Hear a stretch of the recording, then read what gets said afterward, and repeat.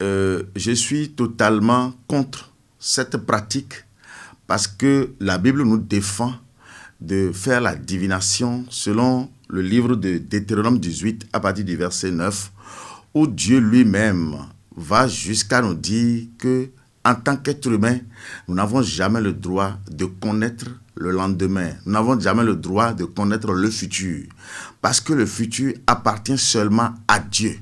Dieu est l'être suprême qui a la capacité ou qui se donne le privilège de connaître le futur. Ce que Dieu permet à ses enfants ou à l'homme en général, c'est le présent. L'homme doit connaître le présent.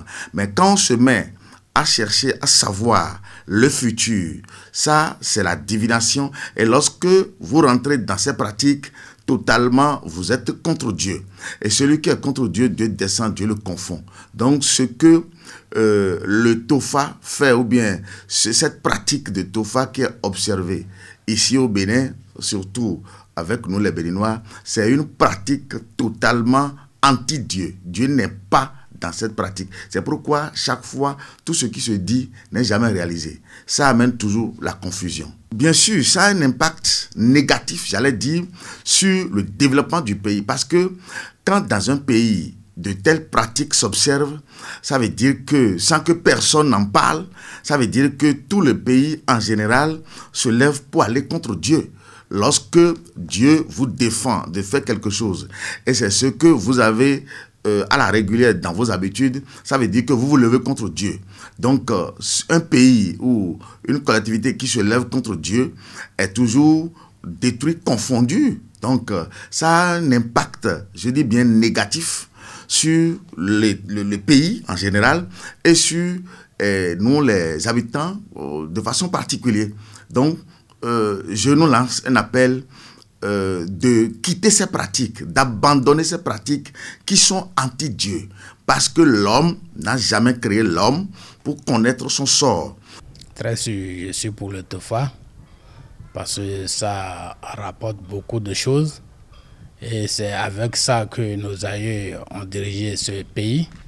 Donc avec Tofa, Tofa nous oriente partout et dit ce qui est passé, le présent et le futur. Et le futur est très important. Quand il le dit, ça se passe. C'est pourquoi j'aime Tofa. C'est très important de consulter Tofa. On parle de Tofa, même toi, simple, tu peux consulter pour toi.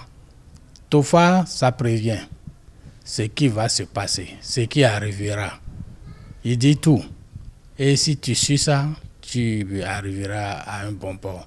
Celui qui est prévenu s'apprête. Donc c'est ça qui est Tofa et c'est important. Ça prévient. Et puis, psychologiquement, tu sais déjà ce qui va se passer. Tu dois se méfier. C'est très important d'informer. On ne consulte pas et puis ce que Fa dit, tu vas raconter autre chose pour faire plaisir à le peuple.